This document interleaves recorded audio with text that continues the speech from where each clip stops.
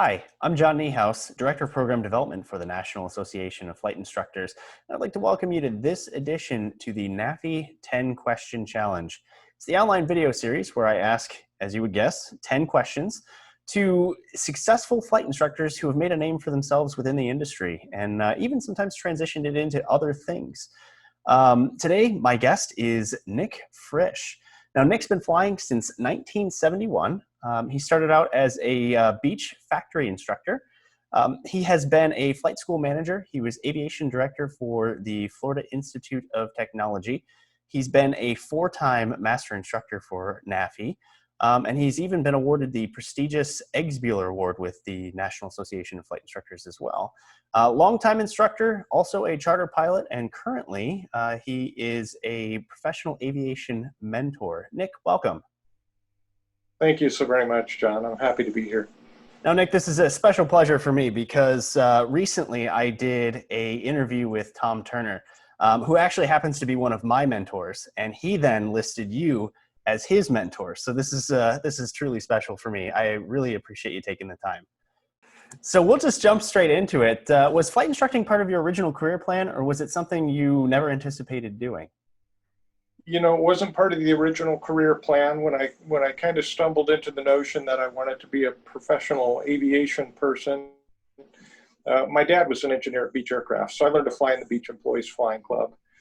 And then I got into college and I didn't know what I wanted to do, but my dad had come home with these stories about, you know, these guys selling airplanes for Beech. This was in the mid 70s, right? And in the mid 70s, airplanes were selling like crazy. So I thought, you know, I'd love to be an airplane salesman. It sounds like fun, fly around, talk to people, sell airplanes, make great gobs of money. So that was sort of my vision. And I got out of college in 1982. And if you look at all the genealogies of manufacturers, 1982 is the year where they stopped production of almost everything. You know, so I trotted into the Beech Aircraft and met with the VP of Sales and Marketing and said, "Hey, I want to sell airplanes." And he said, "Well, excuse me, you know, you're a nice kid, but it wouldn't matter if you were Charlie Lindbergh. We're going to lay off 6,000 people this year. And so sorry, pal." And you know, at that point, I thought about becoming a stockbroker, in which case I'd probably be rich, but I loved aviation. So I decided I wanted to stay in. I borrowed some money from my parents. I went to A&P school. And while I was in A&P school, I started instructing my fellow classmates, you know, because I had a CFII by then. And that's how the instruction started. Well, it's funny. Having graduated in 2008, I totally understand the situation you found yourself in. Aviation goes in waves. And it looks like we're in another one too. So reflecting on your skills with your very first student, how do you think you did? Oh, terrible. You know, maybe a 2.5 on a scale of 1 to 10. I'm a pretty decent communicator, but I didn't have any experience instructing at that point. I didn't really have a good mentor. I was at this little mom and pop FBO in Tulsa, Oklahoma, you know, teaching my classmates in Cessna 152s.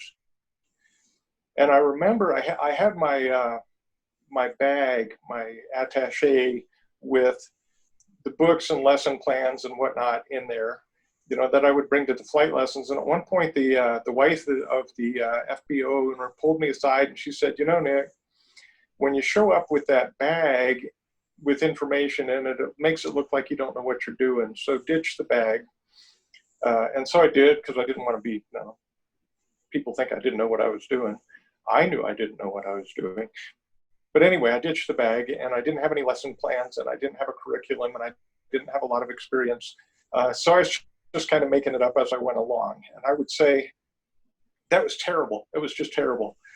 I think that an instructor who is just sort of an okay instructor can get really good results if they have a good curriculum and they follow that curriculum, you know, because winning is all about having a plan in this particular case.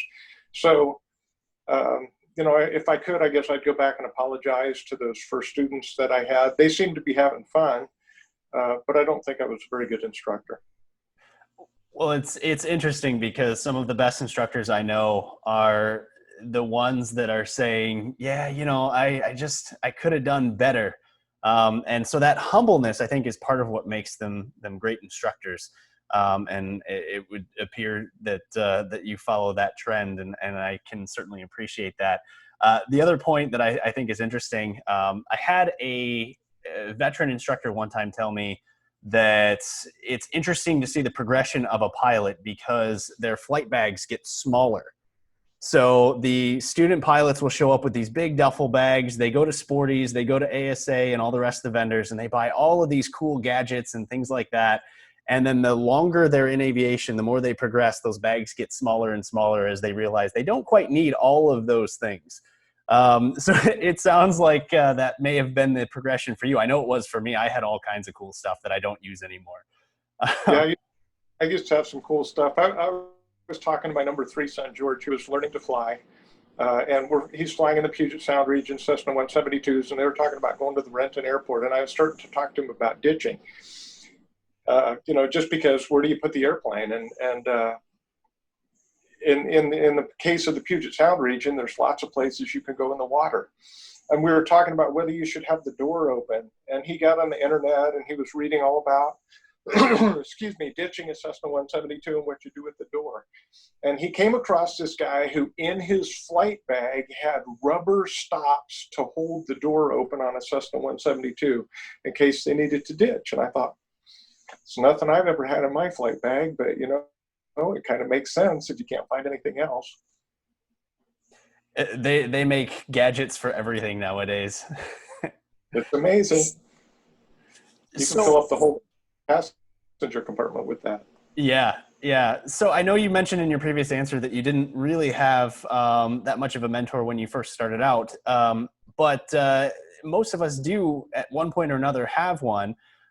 Who was yours, and what would be the most meaningful thing that they might have taught you? Well, I'm going to go overboard here and name 3, and why they were so meaningful to me. The first one is Tom Carr, and Tom worked at Beach and Engineering Flight Test, and eventually became the head of flight test. I was so very fortunate to have him as my commercial and CFI instructor. But at one point, we flew up to Oshkosh. This was in the early 80s. So I was getting some left seat time, which I didn't get very much of then. Tom was sitting in the right seat, and I remember I was making a descent and approach to landing. And out of the blue, Tom sort of turns and he looks to me and he says, Nick, you're one of the smoothest airplane handlers I have ever flown with. And I got to tell you, I'm surprised the roof of the airplane could hold me in, right? Because I was just feeling 10 feet tall.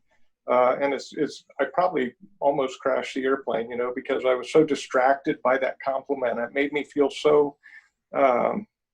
it made me feel really good. So I remember that Tom said that. I mean, this was almost 40 years ago, probably. And I do that. I still, when I come across somebody who's really handling the airplane nice and smooth and they're not jerking it around and you can't feel the control inputs, I say, you know what? You're one of the smoothest airplane handlers I've flown with. I'll bet your passengers really appreciate that. So that's sort of an influence that Tom Carr had on me that I'm paying forward now. So let's see. Another one was a guy named David Horowitz. And he was a Beach Factory instructor, and I was flying with him. I was in the left seat of a Baron, which was a new airplane to me. We were going down to pick up some airplanes to ferry them, and I was being slam dunked. And actually, I've never been slam dunked before.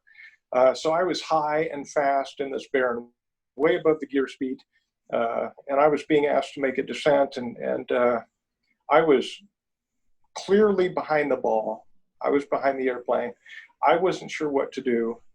And David saw my confusion and he did something magical. He looked over at me and he said, Nick, would you like a suggestion?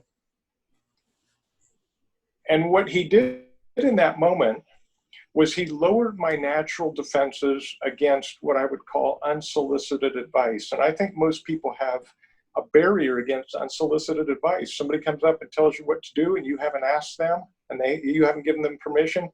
you sort of mentally extend the middle finger, and I'm no exception to that. But David showed me this beautiful way to disarm that, essentially to completely, do away with that defense, because in that moment, of course, he asked, "Do you mind if I make a suggestion?" And I said, "Sure." And then from there, he talked me out of the situation and helped me not embarrass myself greatly, for which I'm forever grateful. But just that one question and the way that he disarmed my natural defenses against input is something that I have done with very many pilots since then. It's just a beautiful thing. And my last mentor would be Rick Cook. And I don't even know if Rick's alive. I haven't talked to him for many years. I worked with him again as an instructor at Flight Safety International with the Beach Factory Training Center, but it was flight safety at that time. And I remember I was having some friction with Rick, and I happened to mention that to one of our customers who had also worked with Rick. And this customer apparently, came back around to Rick and circled around and said, "Hey, Nick is saying this about you." And he said, "You know what, Nick?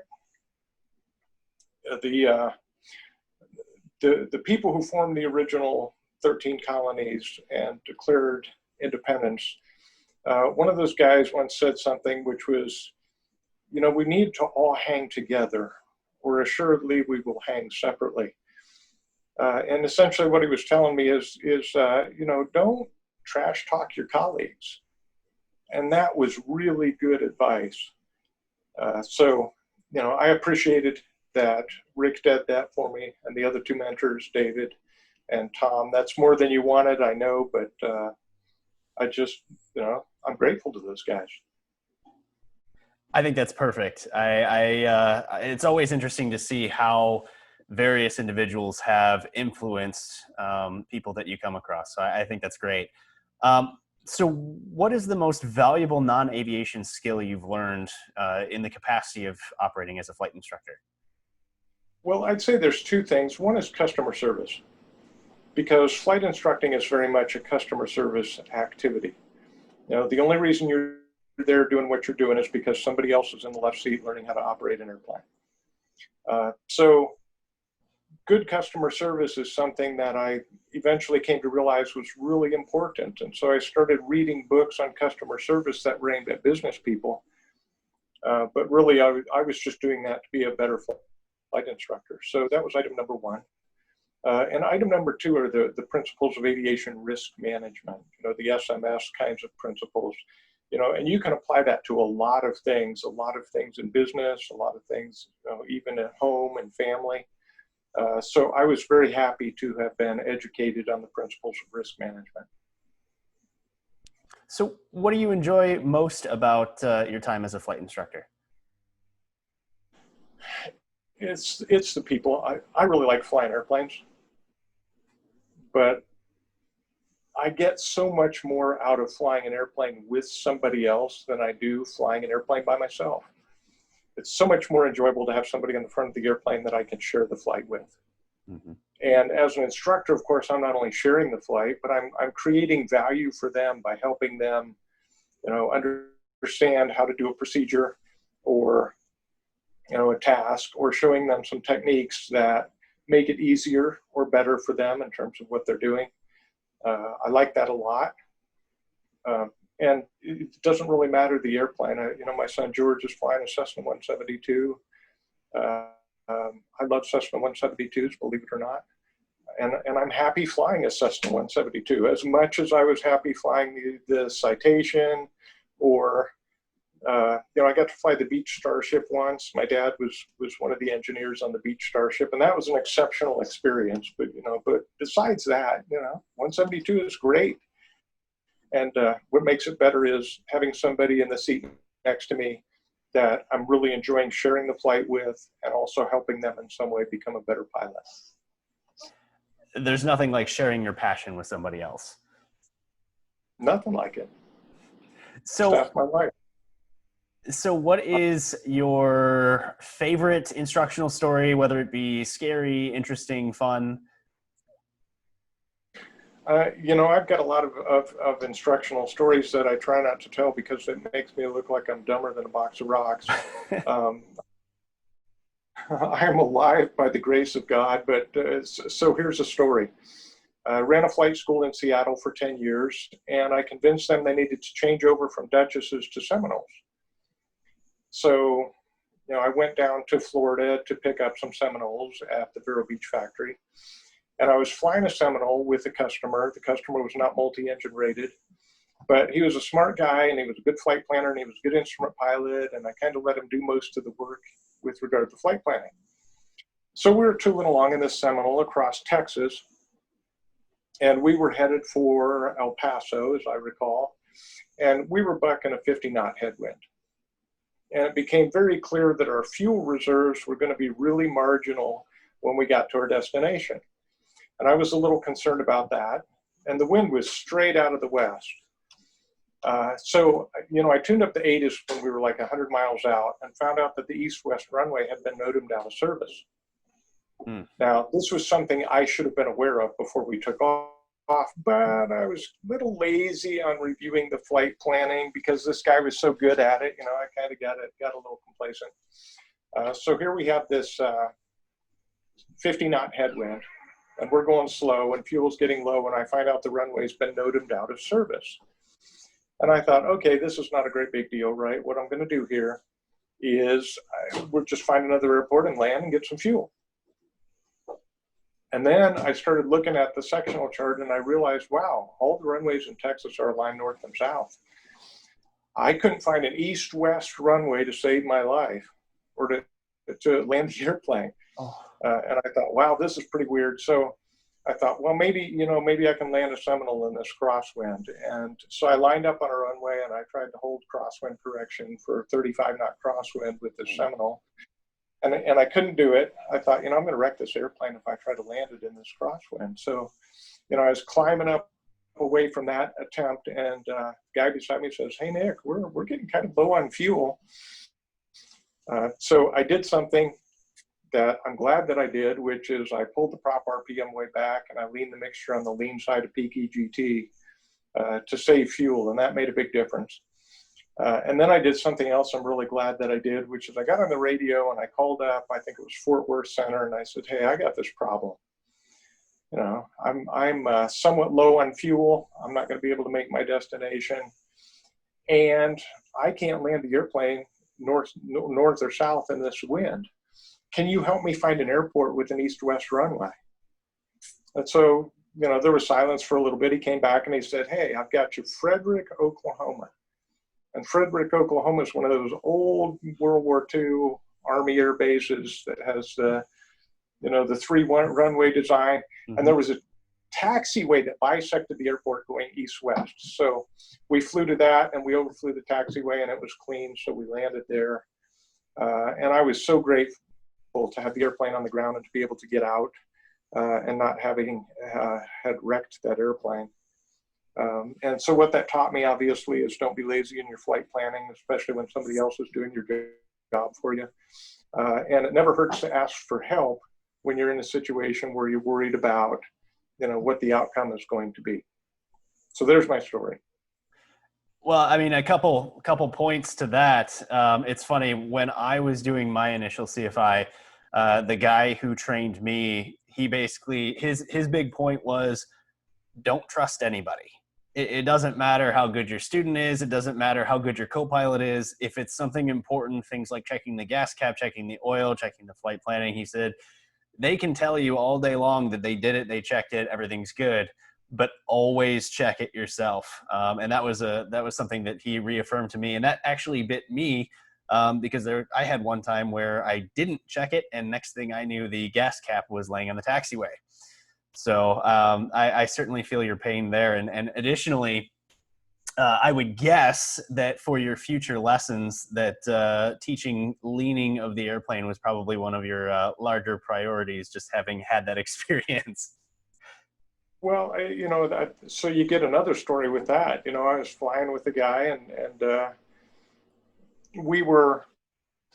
I was concerned about the fuel, and this was probably back in the early 80s, and we were flying a Bonanza from the factory, and I had been taught to fly Bonanza. You set 22.5 inches and 2,300 RPM, and you set the fuel flow at 13.3 gallons per hour, and that's just how you operate this engine.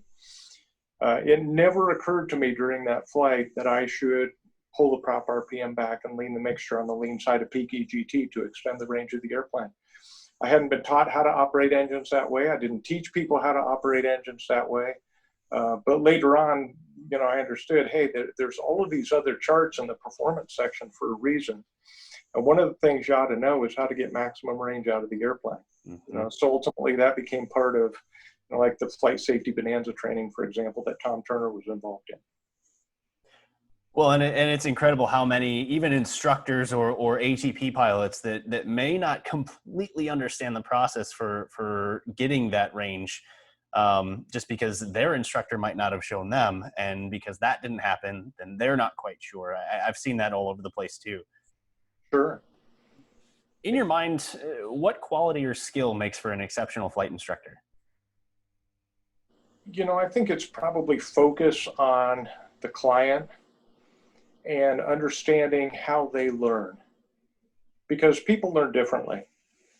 Some people are visual learners. They like to see what it is. Some people like an auditory explanation. Combining the both of those two is helpful. Some people are very hands-on and they have to touch things. So understanding their learning style and be able to focus on them and the way that they learn is really helpful from an instructional standpoint. And the other thing is the pacing of instruction. And as an instructor, I have a tendency to try to impart too much information too fast. And it's really easy for me to overload somebody who's sitting in the seat next to me. And I'm not doing them any favors when I do that. I used to think it was cool to call up ATC and rattle off a whole bunch of stuff really fast. And then the controller would say, could you say again, please? And at that point, I realized, saying it slower and more clearly was actually more efficient than saying it fast and then having the controller come back and say, could you say that again, please? And then having to say it slower and more clearly. So I guess I would say that, one of the other things that I look for in somebody who is teaching me is, do they pace the training at a rate where I can uptake? Because if I can't uptake because they're going too fast, doesn't matter how smart they are, I'm just not learning that much. Mm-hmm. And that's changing with the individual as well. Oh, absolutely. Everybody's brain wiring is different. That's one of the things that I really began to appreciate about instructing. In the beginning, it was all about airplanes. I wanted to be the world's greatest pilot and know everything about all these airplanes and all their systems and how they worked and, the engineering aspect of it, which is interesting. But then I kind of got to the point where, I felt pretty comfortable with the machine, and I started focusing on the people. And I realized that you can never learn everything about everybody's brain. There's just no way. So every individual's is like Christmas. It's like you're opening a package, like you're unwrapping something and learning about it. And if you take that attitude toward it, that a customer is sort of, like a Christmas present, and you're unwrapping and trying to find out, how you could rewire their brain to do something, I would say that would be one of the things I'd look for from an instructional standpoint. Did I answer your question? Absolutely. Yeah. So what aspect of flight instruction has best prepared you for what you've done with all the rest of the things in your career? I would say that flight instruction is a customer service activity, and thinking about it as a customer service activity really helped me in almost everything that I've done, from a standpoint of doing management jobs, because I was a program manager at Flight Safety, so I managed a group of instructors, and then I ran the flight school in Seattle for 10 years, and then Florida Tech, the same thing. It was always looking at this as, how can I create value for customers? And when I'm mentoring instructors, is how can I create value for the instructor? In other words, I'd have a group of instructors, and we'd get together, and I'd say, now, here's our goal. If you're willing to accept this, is to have each of us be as good as the best of us. And if we are focusing each of us on helping everybody, the guy beside me on the right and the gal beside me on the left, helping the other person become as good as they can be. And if we're instructors, that would be for the sake of our customers. What happens is you never want for customers. And instructors love to work in that kind of environment because it's a really positive, uplifting environment. And I wasn't always that way. I had to learn that. But that's certainly something that I think helped a lot. Now, taking that question and sort of skewing it just a little bit, how did you leverage or utilize your time as a flight instructor to get to some of those other things you've done professionally? Well, the piloting really was, for me, almost never the primary thing, right? So when I went to work for Beach, I was flying in the Beach Flying Club. Instructing wasn't my profession, but then I got into the Beach Training Center and flight safety. And, being an instructor obviously got me into that job. But being an instructor helped me move into the management roles that I did. Because I recognized that being an instructor was about helping somebody else succeed. Management is about helping somebody else succeed, giving them the tools that they need to succeed. Being a father, being a grandfather, all of those things, every aspect of my life is influenced by this notion of I'm here to help somebody else have a better life. And that's something that I learned in a way from flight instructing, and I leveraged that. That is a great answer. And I don't know. I have absolutely nothing to add because I'm kind of in awe of that. I love that. Last question. If you could give a new instructor one piece of advice for success within the profession, what would it be? Can I give two? Go for it. Sorry. No, you're fine. I love this. No, I will give two pieces of advice. The first piece of advice is when you're instructing, really take the attitude that the person beside you is somebody whom you are there to serve. And what you should be doing is not being smart so much as helping them become the best pilot that they can be. I've had people come to me and say, well, I had a flight instructor and this flight instructor was so good, that they could fly a partial panel inverted localizer back course approach with one engine burning at night. And I would say, wow, your instructor can do that. He must be pretty good. Has he taught you how to do that? Well, no. Are you ever going to learn how to do that? Do you think you need to? Well, probably not. Okay, well, then what value is it that your instructor can do that if it's not something that you need to learn or do? So I really focused on, as an instructor, what does the customer need to learn? And that brings me into my second thing. And that is treat general aviation as a survival activity, because it is a survival activity. General aviation flying is dangerous, and anybody who says that it's not is a fool. I've been in general aviation over 40 years, and I've run out of fingers and toes counting people that I have known and loved,